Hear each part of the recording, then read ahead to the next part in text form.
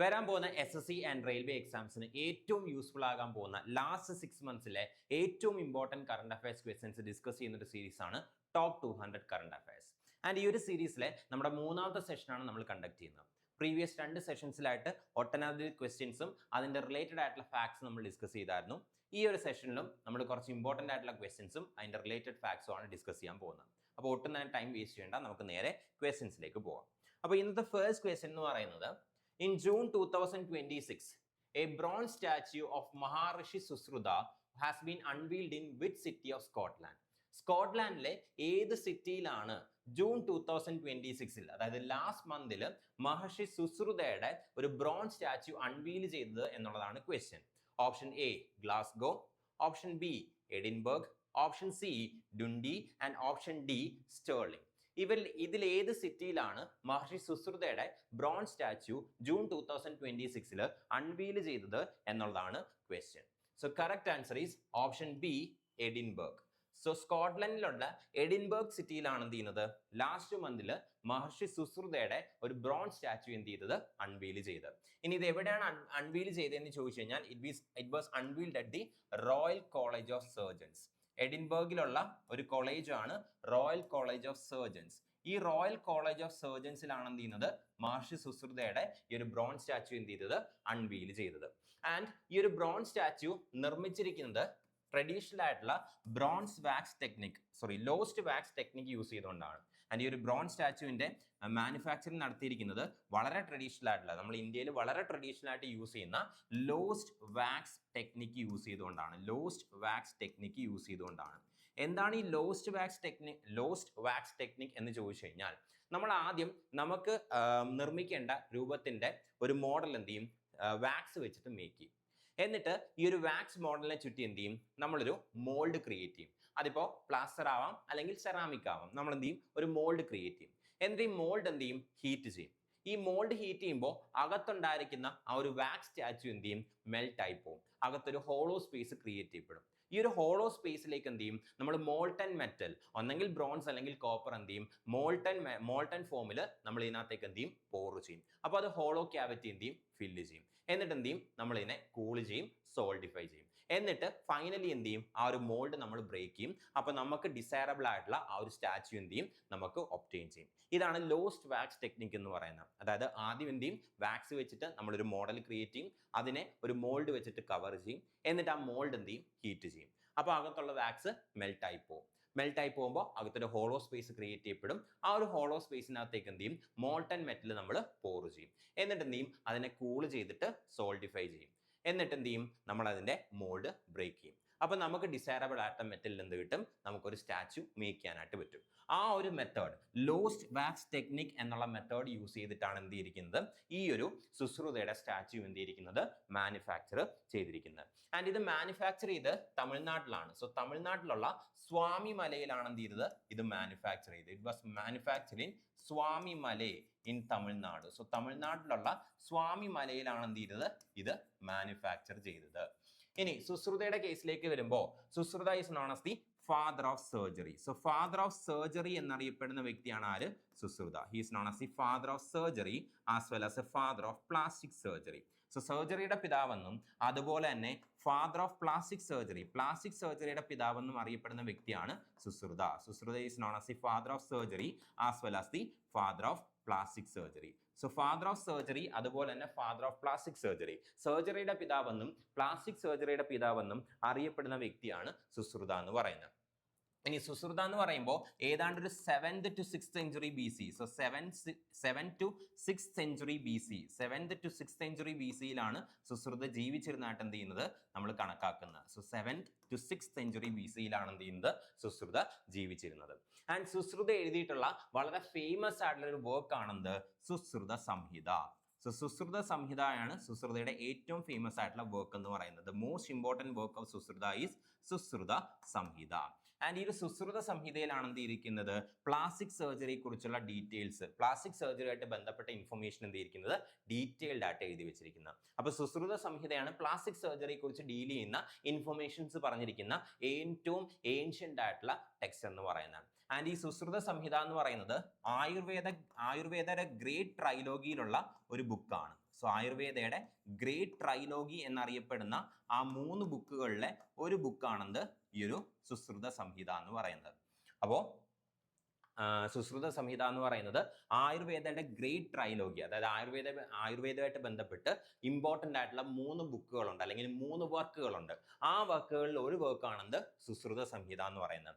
മറ്റ് 2 വർക്കുകൾ ഏതൊക്കെയാണെന്ന് ചോദിച്ചു കഴിഞ്ഞാൽ ഒന്നാമത്താണ് Charaka Samhita and the next one is Ashtanga Hridaya. So Charaka സംഹിതയും അതുപോലെ തന്നെ അഷ്ടാംഗ ഹൃദയാണെന്ത് മറ്റ് 2 വർക്കുകൾ എന്ന് പറയുന്നത്. So Charaka Samhita and Ashtanga Hridaya. So Charaka സംഹിതയും അഷ്ടാംഗ ഹൃദയാണ് മറ്റ് 2 വർക്കുകൾ. സോ ആയുർവേദയുടെ ഗ്രേറ്റ് ട്രൈലോഗി എന്നറിയപ്പെടുന്ന 3 വർക്കുകളാണ് ചരക സംഹിത, അഷ്ടാംഗ ഹൃദയ ആൻഡ് സുശ്രുത സംഹിത. അതിന്റെ ഓഥറാണ് Sushruta, who is known as a father of surgery as well as a father of plastic surgery. അദ്ദേഹത്തിന്റെ സ്റ്റാച്യു ആണ് എഡിൻബർഗിൽ, സ്കോട്ട്ലാൻഡിലുള്ള എഡിൻബർഗിൽ എന്ത് ചെയ്തത് ലാസ്റ്റ് മന്തിൽ അൺവീൽ ചെയ്യപ്പെട്ടത്. അപ്പോൾ ഇതൊക്കെയാണ് സുശ്രുതയായിട്ട് ബന്ധപ്പെട്ടുള്ള ചില ഇമ്പോർട്ടൻ്റ് ആയിട്ടുള്ള ഇൻഫർമേഷൻസ് എന്ന് പറയുന്നത്. അപ്പോൾ നമുക്ക് നെക്സ്റ്റ് ക്വസ്റ്റ്യനിലേക്ക് പോകാം. Next question, Garden Reach Shipbuilders and Engineers Limited. So GRSE, Garden Reach Shipbuilders and Engineers Limited, GRSE, recently granted Navaratna status, functions under the administrative control of which ministry? അതായത് recent ആയിട്ട് Navratna status കിട്ടിയിട്ടുള്ള ഒരു public sector enterprise ആണ്, അല്ലെങ്കിൽ public sector undertaking ആണ് GRSE, garden reach ship builders and engineers limited. And ഈ ഒരു GRSE ഏത് മിനിസ്ട്രിയുടെ അഡ്മിനിസ്ട്രേറ്റീവ് കൺട്രോളിലാണ് വർക്ക് ചെയ്യുന്നത് എന്നുള്ളതാണ് question. Option A ministry of ports, shipping and waterways. Option B ministry of heavy industries. Option C ministry of defence and option D ministry of finance. So ഇതിൽ ഏത് മിനിസ്ട്രിയുടെ administrative കൺട്രോളിലാണ് garden reach ship builders and engineers limited എന്നുള്ള ഈ ഒരു Navratna status കിട്ടിയിട്ടുള്ള company, public sector undertaking work ചെയ്യുന്നത് എന്നുള്ളതാണ് question. So the correct answer is option C ministry of defence. So ministry of ഡിഫൻസിന്റെ അണ്ടറിലാണ് എന്ത് ചെയ്യുന്നത് ഈ ഒരു GRSE, garden reach ship builders and engineers limited എന്നുള്ള ഈ ഒരു കമ്പനി എന്ത് ചെയ്യുന്നത് വർക്ക് ചെയ്യുന്നത്. ഇനി ഈ ഒരു കമ്പനിക്കാണ് എന്ത് ചെയ്തത് റീസെന്റ് ആയിട്ട് നവരത്ന സ്റ്റാറ്റസ് എന്ത് ചെയ്തത് കിട്ടിയത്. ഇനി ആദ്യം നമുക്ക് GRSE കുറിച്ചുള്ള ചില ബേസിക് ഇൻഫർമേഷൻ നോക്കാം, എന്നിട്ട് എന്താണ് ഈ നവരത്ന സ്റ്റാറ്റസിന്റെ പ്രത്യേകത എന്നുള്ള കാര്യം ഡിസ്കസ് ചെയ്യാം. അപ്പോൾ GRSEയിലേക്ക് വരുമ്പോൾ garden reach ship builders and engineers limited എന്ന് പറയുമ്പോൾ ഇതൊരു ഡിഫൻസ് ഷിപ്പ് യാർഡ് ആണ്. സോ ഡിഫൻസ് ഡിപ്പാർട്ട്മെന്റിന് വേണ്ടിയിട്ട്, അല്ലെങ്കിൽ മിനിസ്ട്രി ഓഫ് ഡിഫൻസിന് വേണ്ടിയിട്ട് ഷിപ്പുകൾ കൺസ്ട്രക്ട് ചെയ്യുന്ന ഒരു ഡിഫൻസ് ഷിപ്പ് യാർഡ് ആണെന്ത് ഈ ഒരു GRSE എന്ന് പറയുന്നത്. It is a defence ship yard. And ഈ ഡിഫൻസ് ഷിപ്പ് യാർഡ് എന്താ ചെയ്യുന്നതെന്ന് വെച്ച് കഴിഞ്ഞാൽ it manufactures or it builds ships for the Indian navy as well as Indian coast guard. So Indian coast ഗാർഡിന് വേണ്ടിയിട്ടും അതുപോലെ തന്നെ ഇന്ത്യൻ നേവിക്ക് വേണ്ടിയിട്ടും കപ്പലുകൾ നിർമ്മിക്കുന്ന ഒരു കപ്പൽ നിർമ്മാണശാലയാണെന്ത് GRSE എന്ന് പറയുന്നത്. So it build ships for the Indian navy and Indian coast guard. So Indian നേവിക്ക് വേണ്ടിയിട്ടും ഇന്ത്യൻ കോസ്റ്റ് ഗാർഡിന് വേണ്ടിയിട്ടും കപ്പലുകൾ നിർമ്മിക്കുന്ന, ഷിപ്പുകൾ നിർമ്മിക്കുന്ന ഒരു കപ്പൽ നിർമ്മാണശാല, ഒരു ഡിഫൻസ് ഷിപ്പ് യാർഡ് ആണെന്ത് ഈ ഒരു GRSE എന്ന് പറയുന്നത്. ഇതിന്റെ ഹെഡ് ക്വാർട്ടേഴ്സ് എവിടെയാണെന്ന് ചോദിച്ചു കഴിഞ്ഞാൽ garden reach ship builders and engineers ലിമിറ്റഡിന്റെ ഹെഡ് ക്വാർട്ടേഴ്സ് എവിടെയാണെന്ന് ചോദിച്ചു കഴിഞ്ഞാൽ its headquarters is located in Calcutta. So കൽക്കട്ടയിലാണ് എന്ത് ചെയ്യുന്നത് ഇതിന്റെ ഹെഡ് ക്വാർട്ടേഴ്സ് ലൊക്കേറ്റ് ചെയ്തിരിക്കുന്നത്. ഇനി ഇത് ഏത് വർഷമാണ് ഫൗണ്ട് ചെയ്തതെന്ന് ചോദിച്ചു കഴിഞ്ഞാൽ it was founded in the year 1884, 1884. So 1884ലാണ് എന്ത് ചെയ്യുന്നത് ഈ ഒരു GRSE, garden reach ship builders and engineers limited എന്ന് പറയുന്ന ഈ ഒരു കമ്പനി എന്ത് ചെയ്യുന്നത് ഫൗണ്ട് ചെയ്യുന്നത്. ഇനി എന്നാണ് ഇതിനെ നാഷണലൈസ് ചെയ്തത്? അതായത് ഫൗണ്ട് ചെയ്യുമ്പോൾ ഇതൊരു പ്രൈവറ്റ് കമ്പനി ആയിരുന്നു. ഇതിനെ എന്നാണ് നാഷണലൈസ് ചെയ്തതെന്ന് ചോദിച്ചു കഴിഞ്ഞാൽ it was nationalised in 1960. So 1960ലാണ് എന്ത് ചെയ്യുന്നത് ഈ ഒരു കമ്പനിയെ നാഷണലൈസ് ചെയ്യുന്നത്. സോ 1884 ഇതിന്റെ ഫോർമേഷൻ നടക്കുമ്പോൾ ഇതൊരു പ്രൈവറ്റ് കമ്പനി മാത്രമായിരുന്നു. അതിനുശേഷം 1960ലാണ് എന്ത് ചെയ്യുന്നത് ഇതിനെ നാഷണലൈസ് ചെയ്യുന്നത്. ആൻഡ് ഇന്ത്യൻ ഷിപ്പ് യാർഡുകളിൽ 100 വാർഷിപ്സ്, 100 യുദ്ധക്കപ്പലുകൾ നിർമ്മിക്കുന്ന ആദ്യത്തെ ഇന്ത്യൻ ഷിപ്പ് യാർഡ് ആണെന്ത് ഈ ഒരു Garden reach ship builders and enterprises limited. അതായത് ഇന്ത്യയിൽ അല്ലെങ്കിൽ ഇന്ത്യൻ ഷിപ്പ് യാർഡുകളിൽ, ഇന്ത്യയിലുള്ള കപ്പൽ നിർമ്മാണശാലകളിൽ 100 യുദ്ധക്കപ്പൽ നിർമ്മിക്കുന്ന ഫസ്റ്റ് ഷിപ്പ് യാർഡ് എന്ന് പറയുന്ന ഏതാണ് ഈ ഒരു Garden reach ship builders and engineers Limited ആണ്.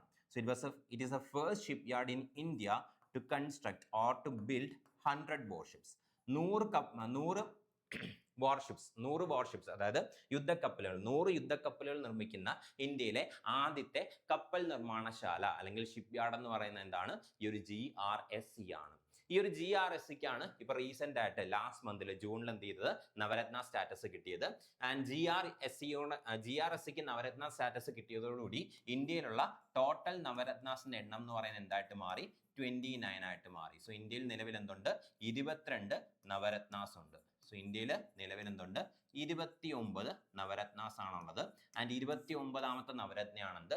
Garden reach ship builders and engineers limited എന്ന് പറയുന്ന ഈ ഒരു കമ്പനി. ആൻഡ് ഇത് വർക്ക് ചെയ്യുന്നത് മിനിസ്ട്രി ഓഫ് ഡിഫൻസിന്റെ അണ്ടറിലാണ്. ഇനി എന്താണ് ഈ നവരത്ന സ്റ്റാറ്റസ് എന്ന് ചോദിച്ചു കഴിഞ്ഞാൽ സംഗതി ഇത്രയേ ഉള്ളൂ. സെൻട്രൽ പബ്ലിക് സെക്ടർ അണ്ടർടേക്കിങ്സ്, അതായത് സെൻട്രൽ ഗവൺമെന്റിന്റെ കീഴിലുള്ള പൊതുമേഖലാ സ്ഥാപനങ്ങൾ, പബ്ലിക് സെക്ടർ അണ്ടർടേക്കിങ്സ്. അപ്പൊ സെൻട്രൽ ഗവൺമെന്റിന്റെ കീഴിലുള്ള പൊതുമേഖലാ സ്ഥാപനങ്ങൾക്ക് കുറച്ചും കൂടി ഓട്ടോണോമി, സ്വതന്ത്രമായിട്ട് ഫംഗ്ഷൻ ചെയ്യാനായിട്ടുള്ള പവേഴ്സ് കൊടുക്കുന്നതിന് വേണ്ടിയിട്ട് കൊണ്ടുവന്നിട്ടുള്ള ഒരു കാറ്റഗറൈസേഷൻ ആണെന്ത്? ഈ ഒരു നവരത്ന എന്ന് പറയുന്ന കാറ്റഗറൈസേഷനിൽ ഒരു കാറ്റഗറിയാണെന്ത്? നവരത്ന എന്ന് പറയുന്നത്. അപ്പൊ ഇന്ത്യയിലുള്ള സെൻട്രൽ പബ്ലിക് സെക്ടർ അണ്ടർടേക്കിങ്സ്, അതായത് സെൻട്രൽ ഗവൺമെന്റിന്റെ കീഴിലുള്ള പൊതുമേഖലാ സ്ഥാപനങ്ങൾ എന്ത് ചെയ്യാൻ പറ്റും? നമുക്ക് 3ആയിട്ട് ക്ലാസിഫൈ ചെയ്യാൻ പറ്റും. First one is Maharatna, second one is Navaratna, and the third one is Miniratna. അപ്പോൾ ഇന്ത്യയിലുള്ള സെൻട്രൽ ഗവൺമെന്റിന്റെ കീഴിൽ പ്രവർത്തിക്കുന്ന പൊതുമേഖലാ സ്ഥാപനങ്ങളെ, പബ്ലിക് സെക്ടർ അണ്ടർടേക്കിങ്സിനെ നമുക്ക് 3ആയിട്ട് എന്ത് ചെയ്യാൻ പറ്റും? കാറ്റഗറൈസ് ചെയ്യാനായിട്ട് സാധിക്കും. മഹാരത്ന, നവരത്ന ആൻഡ് മിനിരത്ന. ആൻഡ് മിനിരത്ന എന്ന് പറയുന്നത് 2 ടൈപ്പ് ഉണ്ട്. മിനിരത്ന ഓഫ് കാറ്റഗറി 1 ഉണ്ട്, അതുപോലെ തന്നെ മിനിരത്ന ഓഫ് കാറ്റഗറി 2 ഉണ്ട്. സോ മിനിരത്ന ഓഫ് കാറ്റഗറി 1 ഉണ്ട്, അതുപോലെ തന്നെ മിനിരത്ന ഓഫ് കാറ്റഗറി 2 ഉണ്ട്. സോ മിനിരത്ന ഓഫ് കാറ്റഗറി 1 ഉണ്ട്, മിനിരത്ന ഓഫ് കാറ്റഗറി 2 ഉണ്ട്. അപ്പോൾ ഇതിൽ ഏറ്റവും കൂടുതൽ, അതായത് ഈ ഒരു ക്ലാസിഫിക്കേഷൻ തന്നെ കൊണ്ടുവന്നിരിക്കുന്നത് ഈ പൊതുമേഖലാ സ്ഥാപനങ്ങൾക്ക് സെൻട്രൽ ഗവൺമെന്റിന്റെ പെർമിഷൻ ഇല്ലാതെ മറ്റ് പ്രൊജക്ട്സിൽ ഇൻവെസ്റ്റ് ചെയ്യാനും കുറച്ചും കൂടെ ഫ്രീ ആയിട്ട്, അതായത് ഈ പെർമിഷന്റെ നൂലാമാലകളിൽ കുടുങ്ങിക്കിടക്കാതെ കുറച്ചും കൂടെ ഫ്രീ ആയിട്ട് ഫംഗ്ഷൻ ചെയ്യുന്നതിന് വേണ്ടിയിട്ടാണ് എന്ത് ചെയ്യുന്നത്? ഇങ്ങനെയുള്ള സ്റ്റാറ്റസ് എന്ത് ചെയ്യുന്നത്? അക്കോർഡ് ചെയ്ത് കൊടുക്കുന്നത്. അപ്പോൾ അതിന്റെ ഭാഗമായിട്ട് ഏതെങ്കിലും ഒരു പബ്ലിക് സെക്ടർ അണ്ടർടേക്കിങ്സിന് മഹാരത്ന സ്റ്റാറ്റസ് കിട്ടിക്കഴിഞ്ഞാൽ ഇതിനെന്തുണ്ടാവും? ഒരുപാട് ഓട്ടോണോമി ഉണ്ടാവും. സോ ഇതിനെന്തുണ്ടാവും?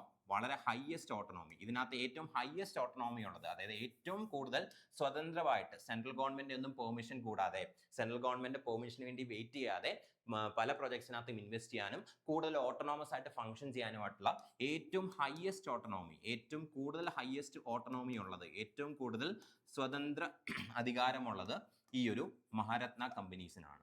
അതിനുശേഷം നവരത്നയ്ക്കാണെന്ത്? ഓട്ടോണോമി ഉള്ളത്. ഇതിനൊരു മോഡറേറ്റ് ഓട്ടോണോമി, നവരത്നയ്ക്ക് മോഡറേറ്റ് ആയിട്ടുള്ള ഓട്ടോണോമി ആയിരിക്കും ഉണ്ടായിരിക്കുന്നത്. അതേസമയം മിനിരത്നയ്ക്ക് എന്തായിരിക്കും? ഇതിനേക്കാളും കുറവ്, അതായത് നവരത്നേക്കാളും കുറവ് ഓട്ടോണോമി മാത്രമായിരിക്കും എന്ത് ചെയ്തിരിക്കുന്നത്? ഉണ്ടായിരിക്കുന്നത്. അപ്പോൾ ഏറ്റവും കൂടുതൽ ഓട്ടോണോമി, സ്വാതന്ത്ര്യം ഉള്ളത് ഈ ഒരു മഹാരത്നയ്ക്കാണ്. അതിനുശേഷം നവരത്ന, ആൻഡ് അതിനുശേഷമാണ് മിനിരത്നയിലേക്ക് വരുന്നത്. ഇനി ഇവിടെ ഇപ്പം നമ്മൾ നവരത്നയുടെ കാര്യമാണ് പറഞ്ഞത്. അപ്പൊ നവരത്ന സ്റ്റാറ്റസ് കിട്ടിക്കഴിഞ്ഞാൽ എന്താണ് അഡ്വാൻറ്റേജ് എന്ന് ചോദിച്ചു കഴിഞ്ഞാൽ, ഈ നവരത്ന കമ്പനീസിന് എന്ത് ചെയ്യാൻ പറ്റും? സെൻട്രൽ ഗവൺമെന്റ് ഒന്നും പെർമിഷൻ ഇല്ലാതെ തന്നെ, അതായത് സെൻട്രൽ ഗവൺമെന്റ് പെർമിഷന് വേണ്ടി വെയിറ്റ് ചെയ്യാതെ തന്നെ സെൻട്രൽ ഗവൺമെന്റ് പെർമിഷന് വേണ്ടി വെയിറ്റ് ചെയ്യാതെ തന്നെ 1000 കോടി രൂപ എന്ത് ചെയ്യാൻ പറ്റും? ഒരൊറ്റ പ്രൊജക്ടിനകത്ത് ഇൻവെസ്റ്റ് ചെയ്യാനായിട്ട് സാധിക്കും. So invest 1000 crore rupees. അപ്പോൾ ഒരു കമ്പനിക്ക്, ഒരു പൊതുമേഖലാ സ്ഥാപനത്തിന് ഈ ഒരു നവരത്ന സ്റ്റാറ്റസ് കിട്ടിക്കഴിഞ്ഞാൽ സെൻട്രൽ ഗവൺമെന്റ് പെർമിഷന് വേണ്ടി വെയിറ്റ് ചെയ്യാതെ അവർക്കൊരു സിംഗിൾ പ്രൊജക്ടിനകത്ത് എന്ത് ചെയ്യാൻ പറ്റും? 1000 കോടി രൂപ വരെ ഇൻവെസ്റ്റ് ചെയ്യാനായിട്ട് സാധിക്കും. അല്ലെങ്കിൽ ആ ഒരു കമ്പനിയുടെ നെറ്റ് വർത്ത് എന്താണോ അതിന്റെ 15% 15% എന്ത് ചെയ്യാൻ പറ്റും? ഇൻവെസ്റ്റ് ചെയ്യാൻ പറ്റും. 15% of the net worth of the company. അപ്പൊ ഏതെങ്കിലും ഒരു കമ്പനിക്ക് ഈ ഒരു നവരത്ന സ്റ്റാറ്റസ് കിട്ടിക്കഴിഞ്ഞാൽ ആ ഒരു കമ്പനിക്ക് എന്ത് ചെയ്യാൻ പറ്റും? സെൻട്രൽ ഗവൺമെന്റ് പെർമിഷന് വേണ്ടി വെയിറ്റ് ചെയ്യാതെ തന്നെ ഒരു സിംഗിൾ പ്രൊജക്ടിനകത്ത് 1000 കോടി രൂപ വരെ എന്ത് ചെയ്യാൻ സാധിക്കും? ഇൻവെസ്റ്റ് ചെയ്യാനായിട്ട് സാധിക്കും. അല്ലെങ്കിൽ ആ ഒരു കമ്പനിയുടെ നെറ്റ് വർത്ത് എന്താണോ അതിന്റെ 15% വരെ എന്ത് ചെയ്യാൻ സാധിക്കും? ഇൻവെസ്റ്റ് ചെയ്യാനായിട്ട് സാധിക്കും. ഇനി ഒരു കമ്പനിക്ക് നവരത്ന സ്റ്റാറ്റസ് കിട്ടണമെന്നുണ്ടെങ്കിൽ ആ കമ്പനി ആദ്യം എന്തിനകത്ത് വരണം? മിനിരത്ന സ്റ്റാറ്റസ് കാറ്റഗറി 1 വരണം. സോ മിനിരത്ന കാറ്റഗറി 1 സ്റ്റാറ്റസ് ഉള്ള ഒരു കമ്പനിക്ക് മാത്രമേ എന്ത് ചെയ്യാൻ പറ്റൂ? പ്രൊമോട്ടായി നവരത്ന സ്റ്റാറ്റസ് ലഭിക്കാനായിട്ട് സാധിക്കുള്ളൂ. അപ്പോൾ ഇതാണ് നമ്മുടെ 29ാമത്തെ നവരത്ന എന്ന് പറയുന്നത്. ദെൻ അതുപോലെ തന്നെ ലാസ്റ്റ് ജൂണിൽ തന്നെ 28ാമതായിട്ട് നവരത്ന സ്റ്റാറ്റസ് കിട്ടിയിട്ടുള്ള ഒരു കമ്പനി കൂടിയുണ്ട്. അപ്പോൾ GRSE എന്ന് പറയുന്നത് 29ാമത്തെ നവരത്നയാന്ന് നമ്മൾ പറഞ്ഞു. 28ാമതായിട്ട് നവരത്ന സ്റ്റാറ്റസ് കിട്ടിയിട്ടുള്ള കമ്പനിയും വളരെ റീസെന്റ് ആയിട്ടാണ് അവർക്ക് നവരത്ന സ്റ്റാറ്റസ് കിട്ടിയത്. അതായത് ലാസ്റ്റ് ജൂണിൽ തന്നെയാണ് 28ാമത്തെ നവരത്ന എന്ത് ചെയ്യുന്നത് ഇന്ത്യയിൽ വരുന്നതും. അത് ഏതാണെന്ന് ചോദിച്ചു കഴിഞ്ഞാൽ Chennai petroleum corporation limited. So GRSEക്ക് നവരത്ന സ്റ്റാറ്റസ് കിട്ടുന്നതിന് മുന്നേ തന്നെ ചെന്നൈ പെട്രോളിയം കോർപ്പറേഷൻ ലിമിറ്റഡ് അവർക്ക് എന്ത് കിട്ടിയിട്ടുണ്ട്? നവരത്ന സ്റ്റാറ്റസ്. കോർപ്പറേഷൻ ലിമിറ്റഡ് അവർക്ക് എന്ത് കിട്ടിയിട്ടുണ്ട്? നവരത്ന സ്റ്റാറ്റസ് കിട്ടിയിട്ടുണ്ട്. അപ്പൊ ലാസ്റ്റ് ജൂണിലാണ് ചെന്നൈ പെട്രോളിയം കോർപ്പറേഷൻ ലിമിറ്റഡിന് നവരത്ന സ്റ്റാറ്റസ് കിട്ടുന്നത്. ആൻഡ് അതെന്തായിട്ട് മാറി? 28ാമത്തെ നവരത്നയായിട്ട് മാറി. അതിനുശേഷമാണ് എന്ത് ചെയ്യുന്നത്? GRSEക്ക് നവരത്ന സ്റ്റാറ്റസ് കിട്ടുന്നത്. അതോടുകൂടി GRSE എന്തായിട്ട് മാറി? 29ാമത്തെ നവരത്നയായിട്ട് മാറി. ആൻഡ് ഇങ്ങനെയുള്ള ക്ലാസിഫിക്കേഷൻ, അതായത് ഏതൊക്കെ കമ്പനീസ് ആണ് നവരത്നാസ്, ഏതൊക്കെയാണ് മഹാരത്നാസ്, ഏതൊക്കെയാണ് മിനിരത്നാസ്, ഇങ്ങനെ കറണ്ട് അഫയേഴ്സുമായിട്ട് ബന്ധപ്പെട്ടും ചോദിക്കാറുണ്ട്. സ്റ്റാറ്റിക് പാർട്ടിയിൽ നിന്നും ക്വസ്റ്റ്യൻസ് ചോദിക്കാറായിട്ടുണ്ട്. അപ്പൊ നിങ്ങൾക്ക് ഇതിനെക്കുറിച്ച്, അതായത് ഈ മഹാരത്ന, മഹാരത്ന, നവരത്ന, മിനിരത്ന കാറ്റഗറി 1, കാറ്റഗറി 2 ഇതിനെക്കുറിച്ചൊരു ഡെഡിക്കേറ്റഡ് വീഡിയോ വേണം എന്ന് താല്പര്യമുണ്ടെന്നുണ്ടെങ്കിൽ നിങ്ങൾ ഈ വീഡിയോയുടെ കമന്റ് ബോക്സിനകത്ത് മെൻഷൻ ചെയ്തിരുന്നാൽ മതി. ഒരു 20+ എൻക്വയറീസ് അല്ലെങ്കിൽ ഒരു 20+ ആവശ്യക്കാർ, 20ലധികം പേർക്ക് ഈ ഒരു വീഡിയോയുടെ ആവശ്യമുണ്ട് എന്ന് നമുക്ക് തോന്നിക്കഴിഞ്ഞാൽ ഞാൻ അതിന് വേണ്ടിയിട്ട് ഒരു ഡെഡിക്കേറ്റഡ് വീഡിയോ ചെയ്യുന്നതായിരിക്കും. അപ്പോൾ ഈ ഒരു മഹാരത്ന, നവരത്ന, മിനിരത്ന ഇതിനെക്കുറിച്ചൊരു ഡെഡിക്കേറ്റഡ് വീഡിയോ വേണമെന്നുണ്ടെങ്കിൽ, അതായത് ഓരോ സ്റ്റാറ്റസ് കിട്ടാനും എന്തൊക്കെയാണ് കണ്ടീഷൻസ് എന്നുള്ള രീതിയിൽ ഓരോ ഡെഡിക്കേറ്റഡ് വീഡിയോ മീൻസ് ഓരോന്നിൻ്റെയും എന്താണ് കണ്ടീഷൻസുമായിട്ട് ബന്ധപ്പെട്ട് ഒരു ഡെഡിക്കേറ്റഡ് വീഡിയോ വേണം എന്നുണ്ടെങ്കിൽ ഈ ഒരു വീഡിയോയുടെ കമന്റ് ബോക്സിൽ മെൻഷൻ ചെയ്താൽ മതി. 20ലധികം ആൾക്കാർ കമന്റ് ചെയ്യുന്നു, അല്ലെങ്കിൽ 20ലധികം ആൾക്കാർ ഈ ഒരു വീഡിയോയ്ക്ക് വേണ്ടിയിട്ട് എൻക്വയറി ചെയ്ത് കഴിഞ്ഞാൽ നമ്മൾ അതിന് വേണ്ടിയിട്ട് ഒരു ഡെഡിക്കേറ്റഡ് വീഡിയോ ചെയ്യുന്നതായിരിക്കും.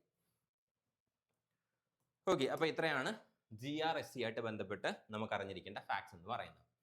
ഇനി ഒരു പോയിന്റ് കൊണ്ടുണ്ട്. ഈ ഒരു സ്റ്റാറ്റസ് ഉണ്ടല്ലോ, മഹാരത്ന, നവരത്ന, മിനിരത്ന, ഈ ഒരു സ്റ്റാറ്റസ് കൊടുക്കുന്ന ആരാന്ന് ചോദിച്ചു കഴിഞ്ഞാൽ it is A ministry of finance. Ministry of finance ആണ് എന്ത് ചെയ്യുന്നത്? ഈ ഒരു സ്റ്റാറ്റസ് ഓരോ കമ്പനീസിനും എന്ത് ചെയ്യുന്നത്? അക്കോർഡ് ചെയ്യുന്നത്. സോ മിനിസ്ട്രി ഓഫ് ഫിനാൻസ് ആണ് എന്ത് ചെയ്യുന്നത്? ഓരോ കമ്പനീസിനും, ഓരോ പബ്ലിക് സെക്ടർ അണ്ടർടേക്കിംഗ്സിനും ഈ ഒരു സ്റ്റാറ്റസ് അക്കോർഡ് ചെയ്യുന്നത് മിനിസ്ട്രി ഓഫ് ഫിനാൻസ് ആണ്. സോ മിനിസ്ട്രി ഓഫ് ഫിനാൻസ് ആണ് എന്ത് ചെയ്യുന്നത്?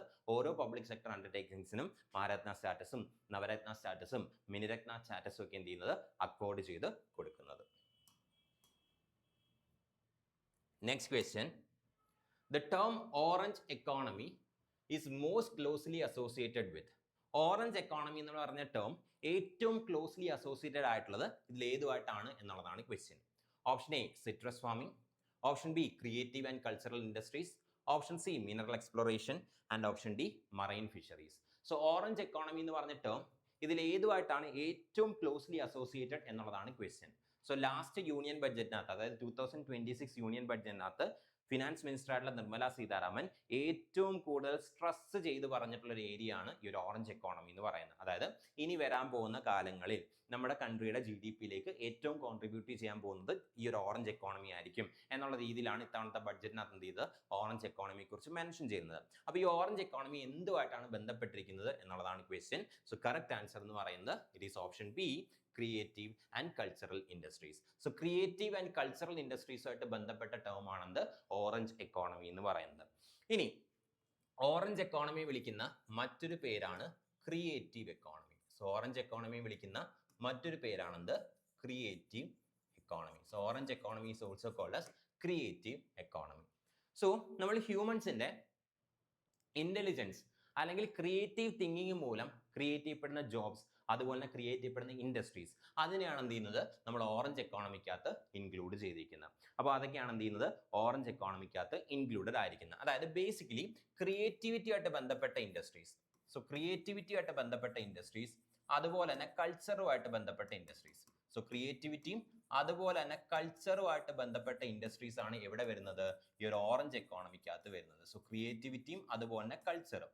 അപ്പോൾ ക്രിയേറ്റിവിറ്റിയും കൾച്ചറുമായിട്ട് ബന്ധപ്പെട്ട ഇൻഡസ്ട്രീസ് ആണ് എവിടെ വരുന്നത്? ഈ ഒരു ഓറഞ്ച് എക്കോണമിക്കകത്ത് വരുന്നത്. അപ്പോൾ ഓറഞ്ച് എക്കോണമി എന്തിനാണ് സിഗ്നിഫൈ ചെയ്യുന്നതെന്ന് ചോദിച്ചു കഴിഞ്ഞാൽ നമ്മുടെ ക്രിയേറ്റിവിറ്റി, ഹ്യൂമൻസിന്റെ ക്രിയേറ്റിവിറ്റി ആയിട്ട് ബന്ധപ്പെട്ട ഇൻഡസ്ട്രീസ്, അതുപോലെ തന്നെ നമ്മുടെ കൾച്ചറുമായിട്ട് ബന്ധപ്പെട്ട ഇൻഡസ്ട്രീസ്. അപ്പോൾ അതിനകത്ത് എന്തൊക്കെ വരുമെന്ന് ചോദിച്ചു കഴിഞ്ഞാൽ, for example film industry. So film industry എന്ന് പറയുന്നതാണ് ഹ്യൂമൻസിന്റെ ക്രിയേറ്റിവിറ്റി ആയിട്ട് ബന്ധപ്പെട്ട ഇൻഡസ്ട്രിയാണ്. സോ ഫിലിം ഇൻഡസ്ട്രി വരാൻ പോകുന്ന എവിടെയാണ്? ഓറഞ്ച് എക്കോണമിക്കകത്താണ്. അതുപോലെ തന്നെ ക്രിയേറ്റിവിറ്റി ആയിട്ട് ബന്ധപ്പെട്ട മറ്റൊരു കാര്യമാണെന്ത്? നമ്മുടെ ഫോട്ടോഗ്രാഫി, അതുപോലെ തന്നെ fashion. So photography, then fashion, photography, fashion, ഇതുപോലെയുള്ള കാര്യങ്ങൾ, അതായത് ഫോട്ടോഗ്രാഫി, ഫാഷൻ, ഇതുപോലെയുള്ള കാര്യങ്ങളും ഹ്യൂമൻസിന്റെ ക്രിയേറ്റിവിറ്റി ആയിട്ട് ബന്ധപ്പെട്ട ഏരിയാസ് ആണ്. ആൻഡ് ഇതും വരുന്ന എവിടെയാണ്? ഈ ഒരു ഓറഞ്ച് എക്കോണമിക്കകത്ത് തന്നെയാണ്. അതുപോലെ തന്നെ ആർക്കിടെക്ചർ. സോ ആർക്കിടെക്ചർ വരുന്നത് എവിടെയാണ്? ഈ ഒരു ക്രിയേറ്റീവ് എക്കോണമിക്കകത്താണ്. അതുപോലെ തന്നെ ആർക്കിടെക്ചർ പോലെ തന്നെ മറ്റൊരു ഏരിയ ആണ് അഡ്വർടൈസിംഗ് എന്ന് പറയുന്നത്. സോ അതുപോലെ തന്നെ അഡ്വർടൈസിംഗ് വരാൻ പോകുന്നത് എവിടെയായിരിക്കും? ഈ ഒരു ഓറഞ്ച് എക്കോണമിക്കകത്തായിരിക്കും.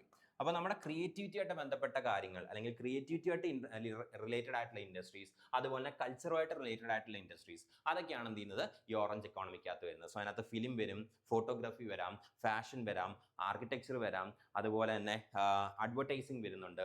അതുപോലെ തന്നെ ഇപ്പൊ റീസെന്റ് ആയിട്ടുള്ളതാണെങ്കിൽ gaming, animation, VFX. So recent ആയിട്ട് നോക്കുവാണെങ്കിൽ, അല്ലെങ്കിൽ റീസെന്റ് ആയിട്ടുള്ള ടെക്നോളജീസ് നോക്കുവാണെങ്കിൽ gaming, animation, then VFX. So VFX ഇങ്ങനെയുള്ള കാര്യങ്ങൾ. അതുപോലെ തന്നെ പെർഫോമിംഗ് ആർട്സ്, അതുപോലെ തന്നെ ആർട്സ്. അതിപ്പോൾ പെർഫോമിംഗ് ആർട്സ് ആവാം, വിഷ്വൽ ആർട്സ് ആവാം. സോ പെർഫോമിംഗ് ആർട്സും ആവാം, അതുപോലെ തന്നെ വിഷ്വൽ ആർട്സും ആവാം. ഇങ്ങനെ ക്രിയേറ്റിവിറ്റിയും അതുപോലെ തന്നെ കൾച്ചറുമായിട്ട് ബന്ധപ്പെട്ട ആക്ടിവിറ്റീസ്, ഇതൊക്കെയാണ് എവിടെ വരുന്നത്? നമ്മുടെ ഓറഞ്ച് എക്കോണമി എന്ന് പറഞ്ഞ ഈ ഒരു ടേമിനകത്ത് വരുന്നത്. ഇനി കൾച്ചറുമായിട്ട് ബന്ധപ്പെട്ട് കുറച്ചും കൂടെ ഡീറ്റെയിൽ ആയിട്ട് പറയുകയാണെങ്കിൽ, സോ കൾച്ചറുമായിട്ട് ബന്ധപ്പെട്ട കാര്യങ്ങൾ കുറച്ചും കൂടെ ഡീറ്റെയിൽ ആയിട്ട് പറയണമെങ്കിൽ നമ്മുടെ ഹാൻഡിക്രാഫ്റ്റ്സ് ഉണ്ടല്ലോ.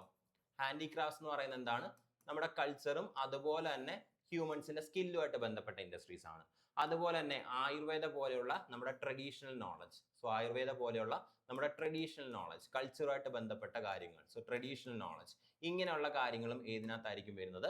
ഈ ഒരു ഓറഞ്ച് എക്കോണമിക്കകത്തായിരിക്കും വരുന്നത്. അപ്പോൾ ഓറഞ്ച് എക്കോണമി എന്താണെന്ന് ചോദിച്ചു കഴിഞ്ഞാൽ കൾച്ചറുമായിട്ട് ബന്ധപ്പെട്ട ഇൻഡസ്ട്രീസ്, അതുപോലെ തന്നെ ക്രിയേറ്റിവിറ്റിയായിട്ട് ബന്ധപ്പെട്ട ഇൻഡസ്ട്രീസ്. അതിനകത്ത് ഫിലിം വരാം, ഫിലിം ഇൻഡസ്ട്രി വരാം, അതുപോലെ തന്നെ photography, fashion, architecture, advertising, performing arts, visual arts, even content creation. അതായത് ഇപ്പോൾ ഏറ്റവും കൂടുതൽ നമുക്ക് കാണാൻ സാധിക്കുന്ന കണ്ടന്റ് ക്രിയേറ്റേഴ്സിനെയാണ്. സോ അങ്ങനെയുള്ള കണ്ടന്റ് ക്രിയേഷൻ ഇതിനകത്താണ് വരുന്നത്? ഈ ഒരു ഓറഞ്ച് എക്കോണമിക്കകത്താണ് വരുന്നത്. അതുപോലെ തന്നെ gaming, animation, VFX, then handicrafts, traditional knowledge, Ayurveda പോലെയുള്ള ട്രഡീഷണൽ നോളജ്, ഇതെല്ലാം വരുന്ന എവിടെയാണ്? ഓറഞ്ച് എക്കോണമിക്കകത്താണ്. അപ്പോൾ ഇതാണെന്ത്? ഓറഞ്ച് എക്കോണമി എന്ന് പറയുന്നത്.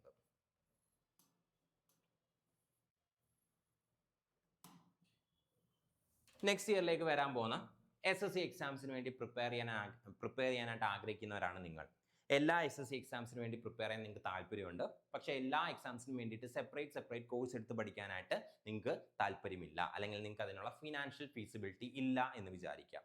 അങ്ങനെയാണെങ്കിൽ നിങ്ങൾക്ക് വേണ്ടിയിട്ടുള്ള ഏറ്റവും ബെസ്റ്റ് ആയിട്ടുള്ള ഓപ്ഷനാണ് ദിശ അക്കാഡമിയുടെ ഈ ഒരു SSC റെഗുലർ ബാച്ച് എന്ന് പറയുന്നത്. അപ്പോൾ ഈ ഒരു SSC റെഗുലർ ബാച്ച് എന്ന് പറയുന്നത് വരാൻ പോകുന്ന SSCയുടെ എല്ലാ എക്സാംസും, അതായത് 10th ക്വാളിഫിക്കേഷൻ മുതൽ ഡിഗ്രി ക്വാളിഫിക്കേഷൻ, അതായത് ഗ്രാജുവേറ്റ് ലെവൽ ക്വാളിഫിക്കേഷൻ വരെയുള്ള എല്ലാ എക്സാംസിന് വേണ്ടിയിട്ടും നിങ്ങളെ ഒരേ സമയം പ്രിപ്പയർ ചെയ്യുന്ന രീതിയിൽ സിലബസ് തയ്യാറാക്കിയിട്ടുള്ള ഒരു കോഴ്സാണ് ദിശ അക്കാഡമിയുടെ ഈ ഒരു SSC റെഗുലർ ബാച്ച് കോഴ്സ് എന്ന് പറയുന്നത്. ആൻഡ് ഈ ഒരു കോഴ്സ് നമ്മളിപ്പോൾ ലോഞ്ച് ചെയ്യുന്നതേ ഉള്ളൂ. ക്ലാസ്സസ് ഒന്നും തന്നെ സ്റ്റാർട്ട് ചെയ്തിട്ടില്ല.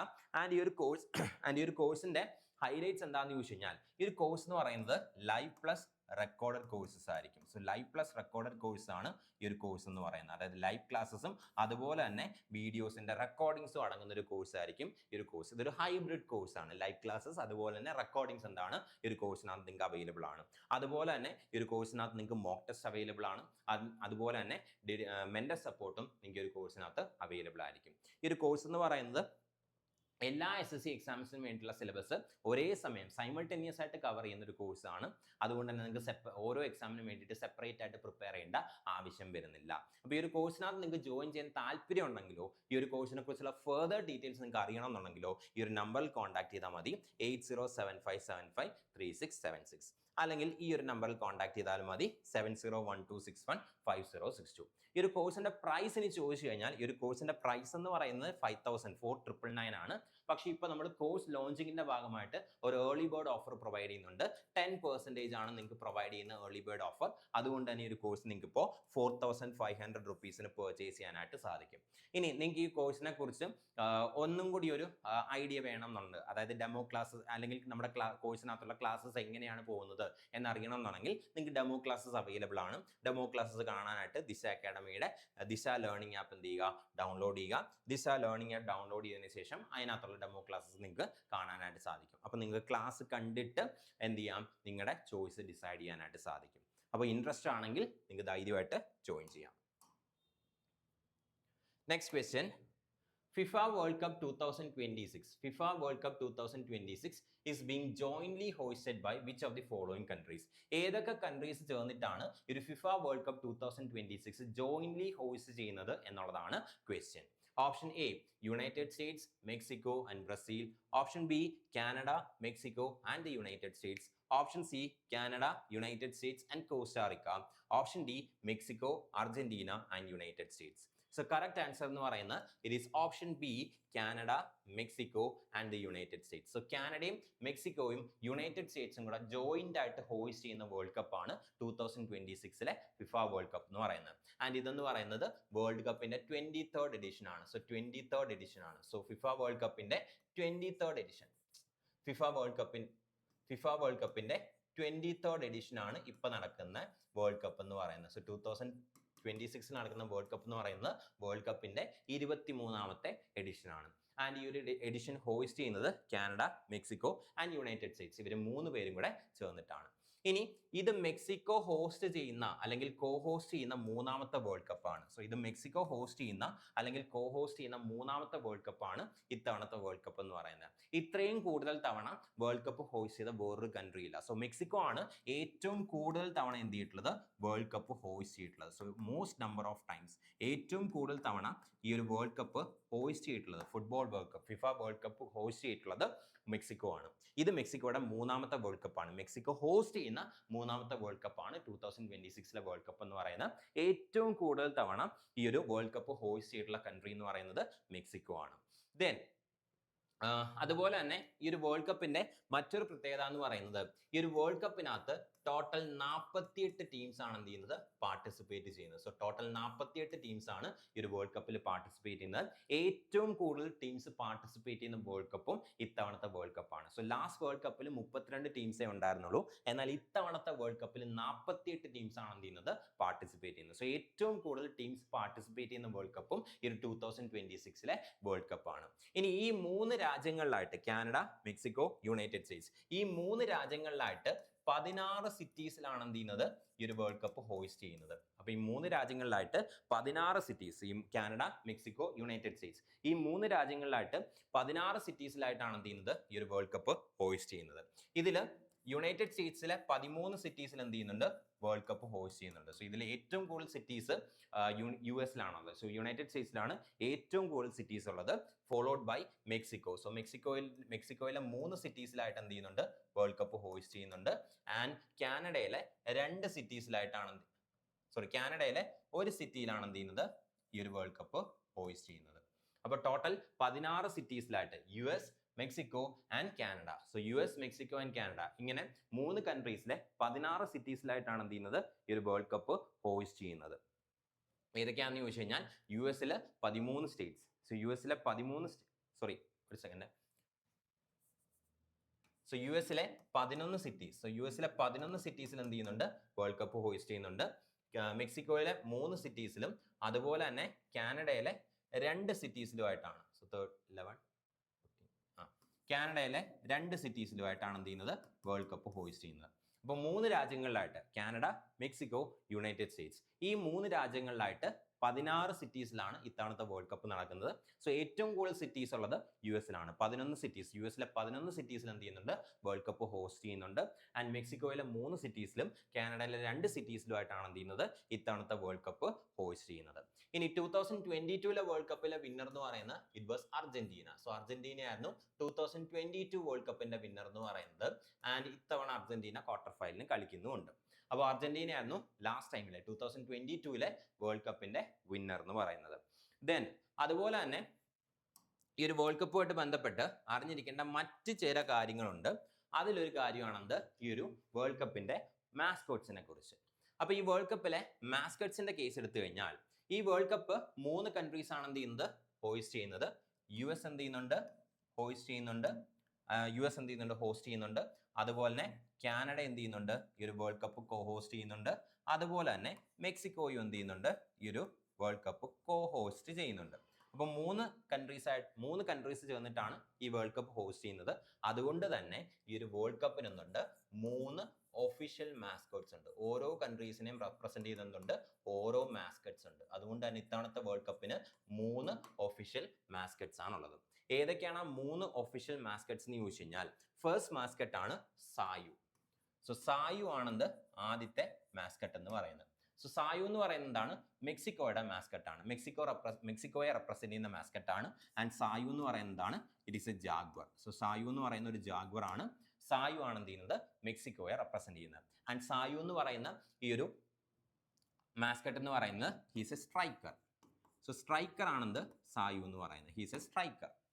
അതിനുശേഷം കാനഡയിലേക്ക് വന്നു കഴിഞ്ഞാൽ, കാനഡയിൽ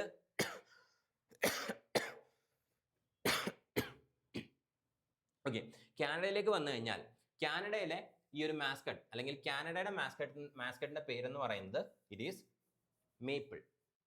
സോ കാനഡയുടെ മാസ്കറ്റിന്റെ പേരാണ് മേപ്പിൾ. സോ കാനഡയുടെ മാസ്കറ്റിന്റെ പേരാണ് മേപ്പിൾ. ആൻഡ് മേപ്പിൾ എന്ന് പറയുന്നത് it is a type of moose. So moose എന്ന് പറഞ്ഞൊരു അനിമൽ ആണ് ഈ ഒരു മേപ്പിൾ എന്ന് പറയുന്നത്.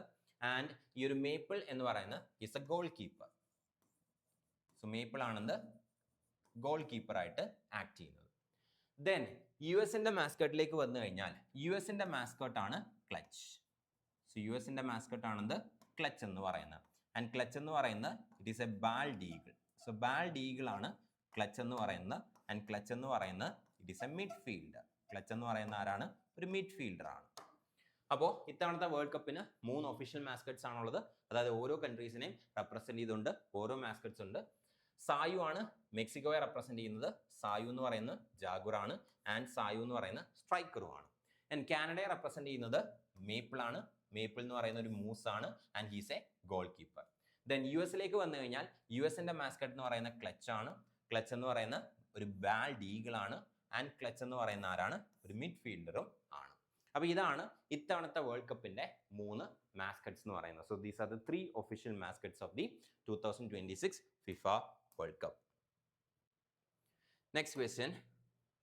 Consider the following statements about Nisar. So നിസാറുമായിട്ട് ബന്ധപ്പെട്ട ഒരു 3 സ്റ്റേറ്റ്മെന്റ്സ് വന്നിട്ടുണ്ട്. ഇതിൽ ഏത് സ്റ്റേറ്റ്മെന്റ് ആണ് കറക്റ്റ് എന്നുള്ളതാണ് ക്വസ്റ്റ്യൻ.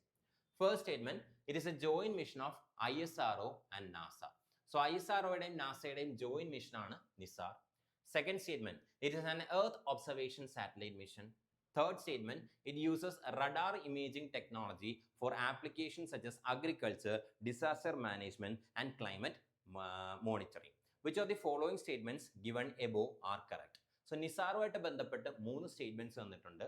ഇതിൽ ഏതൊക്കെ സ്റ്റേറ്റ്മെന്റ്സ് ആണ് കറക്റ്റ് എന്നുള്ളതാണ് question. Option A 1 and 2 only, option B 2 and 3 only, option C 1 and 3 only, and option D 1, 2 and 3. അപ്പോൾ ഇതിൽ ഏതൊക്കെയാണ് കറക്റ്റ് ആയിട്ടുള്ള സ്റ്റേറ്റ്മെന്റ്സ് എന്നുള്ളതാണ് ക്വസ്റ്റ്യൻ. ദെൻ നമുക്ക് ആദ്യത്തെ സ്റ്റേറ്റ്മെന്റ് നോക്കാം. സോ ഓരോ സ്റ്റേറ്റ്മെന്റ് ആയിട്ട് നോക്കാം. ഫസ്റ്റ് സ്റ്റേറ്റ്മെന്റ് എന്താണ്? It is a joint mission of ISRO and NASA. ISROയുടെയും നാസയുടെയും ജോയിന്റ് മിഷൻ ആണെന്ന് ഈ ഒരു നിസാർ എന്ന് പറയുന്നത്. ഈ ഒരു സ്റ്റേറ്റ്മെന്റ് കറക്റ്റ് ആണ്. ബിക്കോസ് നിസാറിന്റെ എക്സ്പാൻഷൻ എന്താണെന്ന് ചോദിച്ചു കഴിഞ്ഞാൽ, it stands for NASA ISRO synthetic aperture radar.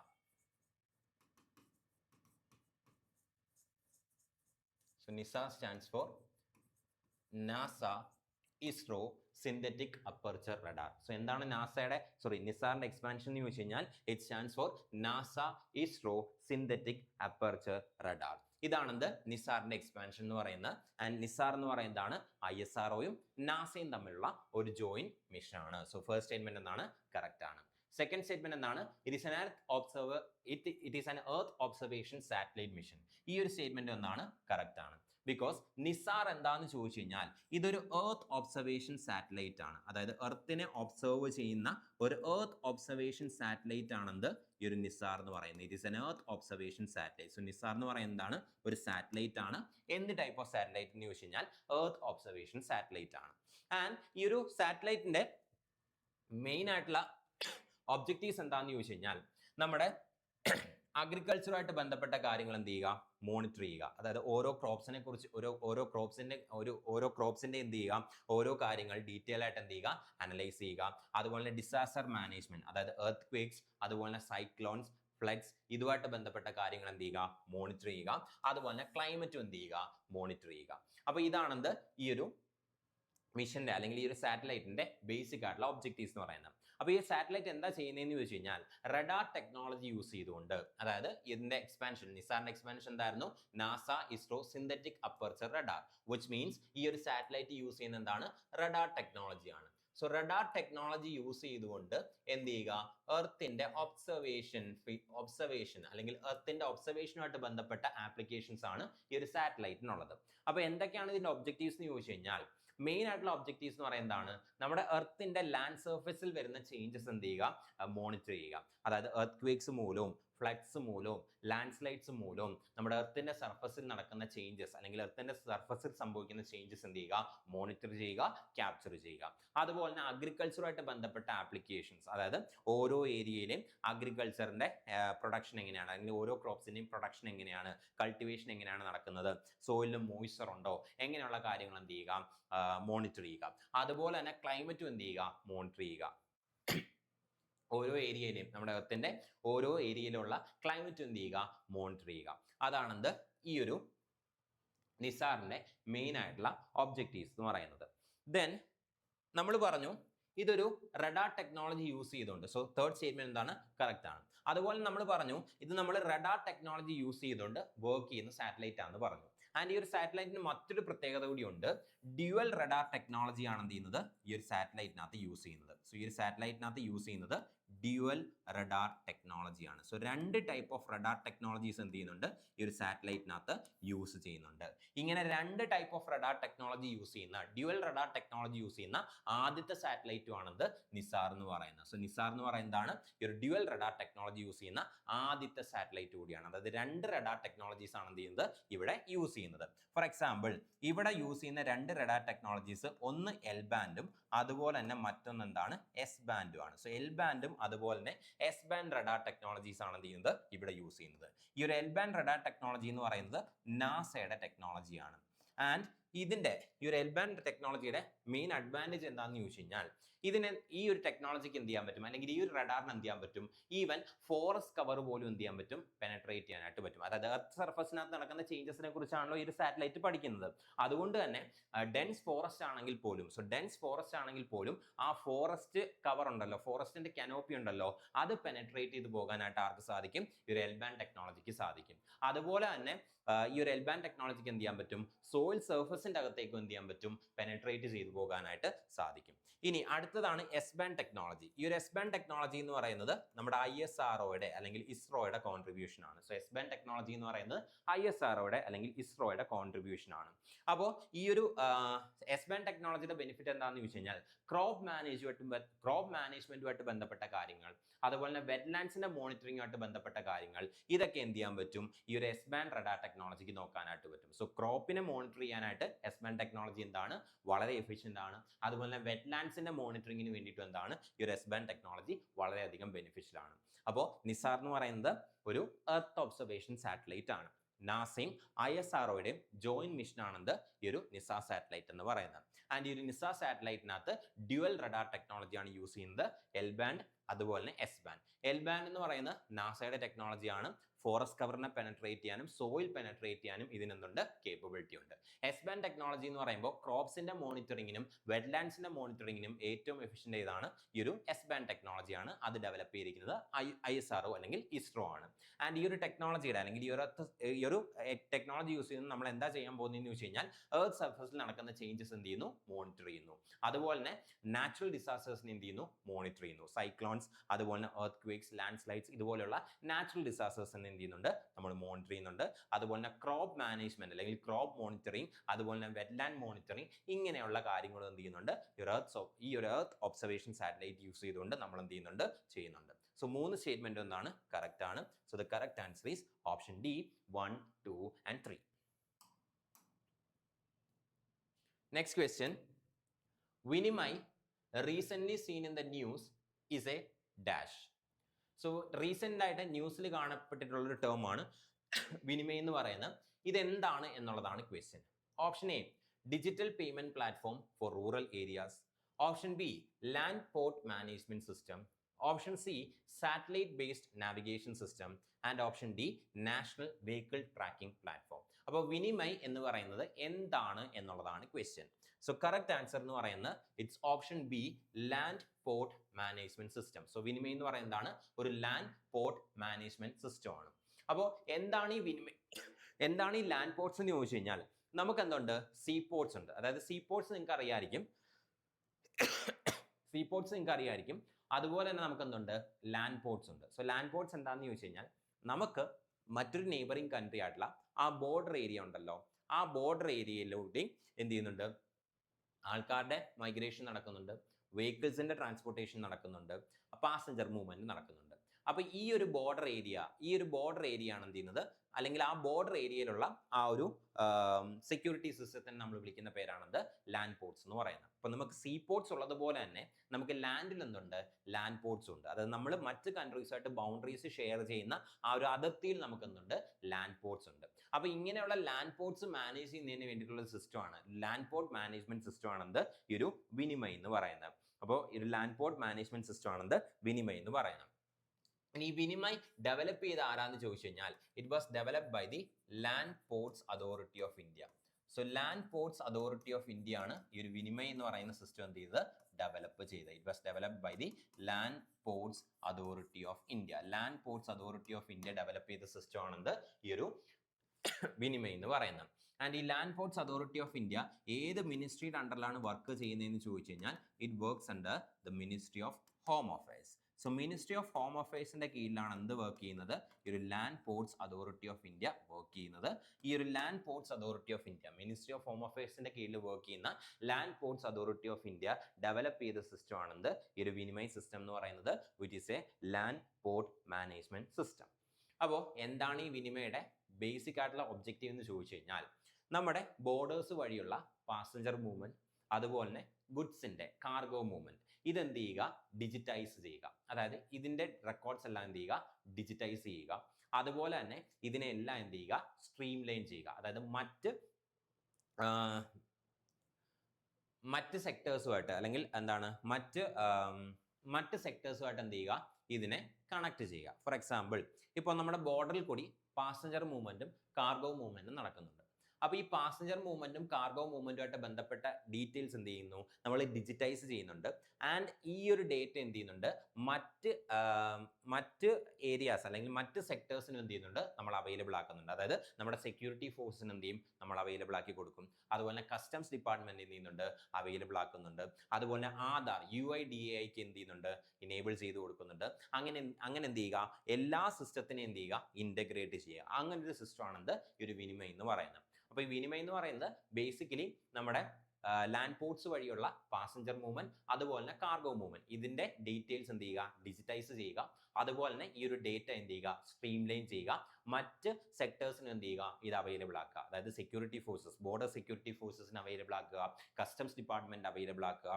അതുപോലെ തന്നെ UIDAI unique identification authority of India അവർക്ക് എന്ത് ചെയ്യുക, അവൈലബിൾ ആക്കുക.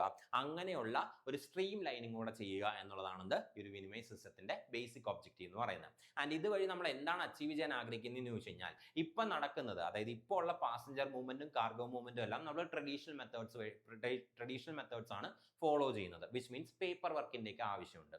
എന്നാൽ ഈ ഒരു വിനിമയ് സിസ്റ്റം വരുന്നതോടുകൂടി ഏതാണ്ട് ഒരു 90% പേപ്പർ വർക്കും എന്ത് ചെയ്യപ്പെടും, എലിമിനേറ്റ് ചെയ്യപ്പെടും. സോ 90% പേപ്പർ വർക്കും എന്ത് ചെയ്യും, എലിമിനേറ്റ് ചെയ്യപ്പെടും. അതുപോലെ തന്നെ എന്താവും, ഈ ഒരു പാസഞ്ചർ മൂവ്മെന്റും കാർഗോ മൂവ്മെന്റും ഇപ്പൊ എടുക്കുന്ന ടൈം പീരീഡ് എന്ത് ചെയ്യും, ഒരു 40 to 60% റെഡ്യൂസ് ചെയ്യപ്പെടും. അതായത് ഇപ്പൊ നമ്മുടെ കാർഗോ മൂവ്മെന്റും അതുപോലെ തന്നെ പാസഞ്ചർ മൂവ്മെന്റും ട്രഡീഷണൽ മെത്തേഡ്സ് യൂസ് ചെയ്യുന്നത് കൊണ്ട് തന്നെ അതെന്താണ്, ഒരുപാട് ടൈം കൺസ്യൂമിംഗ് ആണ്. ആ ടൈം പീരീഡ് എന്ത് ചെയ്യാൻ പറ്റും, നമുക്ക് റെഡ്യൂസ് ചെയ്യാനും സാധിക്കും ത്രൂ ദിസ് വിനിമയ് സിസ്റ്റം. അപ്പൊ ഇതാണ് വിനിമയ് സിസ്റ്റം എന്ന് പറയുന്നത്.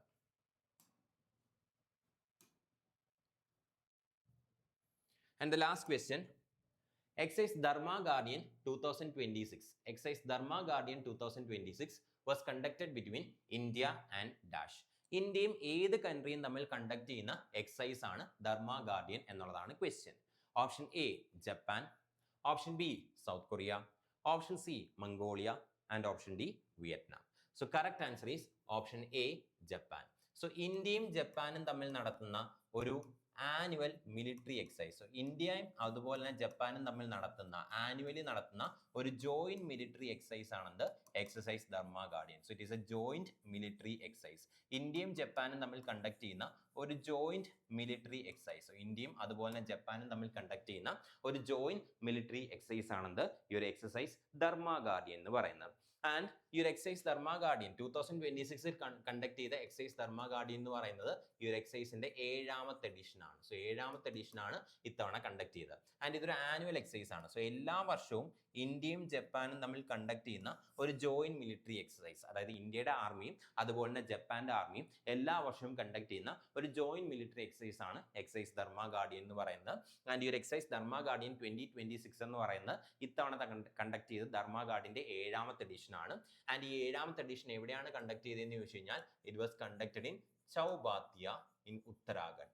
സോ ഉത്തരാഖണ്ഡിലുള്ള ചൗബാത്തിയയിലാണ് എന്ത് ചെയ്യുന്നത് ഇത്തവണത്തെ എക്സസൈസ് എന്ത് ചെയ്തത് കണ്ടക്ട് ചെയ്തത്. It was conducted in Chaubattia of Uttarakhand. So exercise Dharma guardian 2026ന്റെ 7ാമത്തെ എഡിഷൻ കണ്ടക്ട് ചെയ്ത് it was in Chaubattia of Uttarakhand.